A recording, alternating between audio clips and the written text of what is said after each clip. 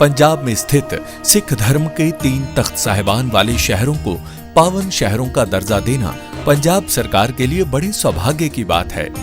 ये शहर है श्री अमृतसर साहिब, श्री आनंदपुर साहिब और तलवंडी साबो। ਇਹ ਤਿੰਨੋਂ ਤਖਤਾਂ ਦੇ ਸ਼ਹਿਰਾਂ ਨੂੰ ਪੰਜਾਬ ਦੇ ਅਧਿਕਾਰਤ ਪਵਿੱਤਰ ਸ਼ਹਿਰ ਵਜੋਂ ਐਲਾਨ ਕਰਨ ਦਾ ਫੈਸਲਾ ਕੀਤਾ।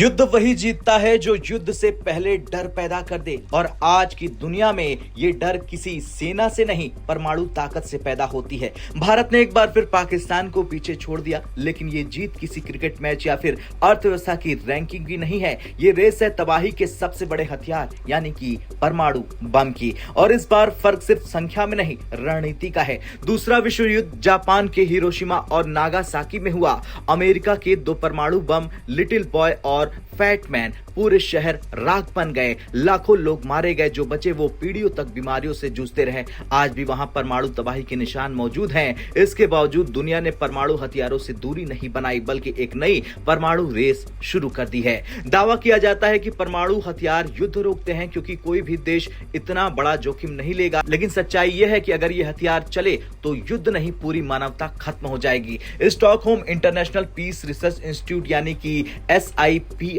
सिप्री ने अपनी 2025 की रिपोर्ट जारी की। इस रिपोर्ट में जनवरी 2025 तक दुनिया के परमाणु हथियारों की पूरी तस्वीर सामने आई। सिप्री के मुताबिक भारत के पास 180 परमाणु हथियार, पाकिस्तान के पास 170 परमाणु हथियार, चीन के पास लगभग 600 परमाणु हथियार, रूस के पास 5459 और अमेरिका के पास 5177। यानी अमेरिका सबसे आगे है। चीन भले ही भारत से बहुत आगे है, लेकिन भारत उतनी ही तेजी से परमाणु हथियार डेवलप कर रहा है। साफ है, भारत और पाकिस्तान संख्या में करीब करीब बराबर हैं या फिर आसपास है, लेकिन चीन बहुत आगे निकल चुका है। अब फिर भी भारत कैसे आगे? क्योंकि कहा जा रहा है कि भारत ने पाकिस्तान को पीछे छोड़ दिया, क्योंकि परमाणु ताकत सिर्फ गिनती से नहीं मापी जाती है। असल पैमाना है कितनी तेजी से हथियार इस्तेमाल हो सकता है, कितनी दूर तक मार कर सकते हैं, कितने सुरक्षित और भरोसेमंद है। और यहीं से भारत की रणनीतिक बढ़त शुरू हो जाती है। सिप्री की रिपोर्ट के मुताबिक भारत ने 2024 में परमाणु हथियारों में गुणात्मक बदलाव किया। भारत की नीति थी परमाणु हथियार अलग, लॉन्चर अलग, शांति काल में अलग अलग भंडार। लेकिन अब मिसाइलें कैनिस्टर्स में सील होती है, हमेशा तैयार रहती हैं, जल्दी लॉन्च होती हैं, ज्यादा सुरक्षित होती हैं। इसका मतलब तेज परमाणु प्रतिक्रिया, दुश्मन को कोई मौका नहीं मिलेगा और भरोसेमंद डेटरेंस। यहीं पर भारत को पाकिस्तान पर बढ़त मिल जाती है। पाकिस्तान को लेकर दुनिया भर में एक सवाल हमेशा उठता है, क्या पाकिस्तान के परमाणु हथियार सुरक्षित हाथों में है? एक ऐसा देश जहां सेना राजनीति चलाती है, जहां आतंकी संगठनों की मौजूदगी है, जहां अस्थिरता बनी रहती है। और सिप्री कहता है पाकिस्तान नई डिलीवरी सिस्टम बना रहा है, विखंडनी सामग्री यानी कि न्यूक्लियर फ्यूल बढ़ा रहा है। मतलब अगले 10 साल में पाकिस्तान का परमाणु भंडार और बढ़ सकता है। लेकिन तकनीकी स्तर पर वो भारत से पीछे ही है। अब बात चीन की करें तो चीन के पास करीब 600 परमाणु हथियार है, तेजी से आधुनिकीकरण कर रहा है चीन, और कई वॉरहेड वाली मिसाइलें यानी MIRV से लैस है। सिप्री के मुताबिक अब भारत, पाकिस्तान और चीन तीनों MIRV तकनीक पर काम कर रहे हैं। ये पहले सिर्फ अमेरिका, रूस, फ्रांस और ब्रिटेन के पास थी।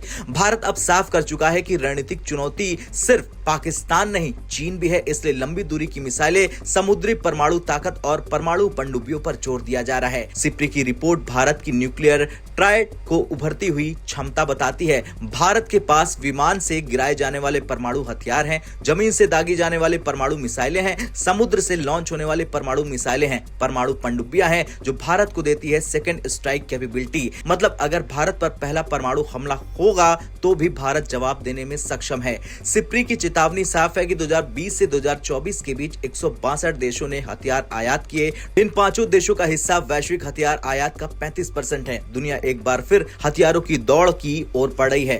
खैर, भारत ने अपनी परमाणु रणनीति बदल दी है, तेज, सुरक्षित और भरोसेमंद। लेकिन असली जीत तब होगी जब ये ताकत कहीं इस्तेमाल न करनी पड़ी। अब आपसे सवाल, क्या परमाणु हथियार वाकई शांति लाते हैं या फिर हम एक और खतरनाक दौर की तरफ आगे बढ़ रहे हैं? आपका जो कुछ कहना है कमेंट कर जरूर बताएं।